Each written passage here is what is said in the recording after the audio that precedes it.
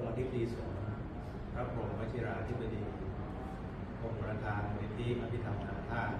วิทยาลัยมอบหมายให้มาทำหน้าที่ยกที่แห่งนี้เป็นวัดในพระพุทธศาสนายกปัตตภี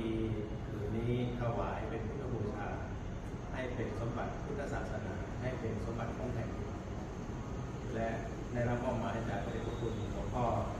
ท่านเจ้าคุณพระพรหมวชิรโพธิวงศ์หัวหน้าคณะพระธรรมทูตไทยสายประเทศอินเดียในบาทเจ้าวาดวัดไทยพุทธคยาอินเดียแด่พุทธภูมิในฐานะที่กระผมอาตมาภาพได้รับมอบหมายให้ทำหน้าที่เป็นพระธรรมทูตโดยเป็นรองหัวหน้าคณะพระธรรมทูตไทยสายในบาทด้วยเป็นเจ้าวาดวัดไทยเชตวันมหาวิหารนครสาวัตถีแดนพุทธภูมิด้วยและท่านยังมอบให้มาปฏิบัติหน้าที่รักษาการแทนเจ้าวาดวัดกิตตวัดโดยเจ้าคณะรักษาธิการ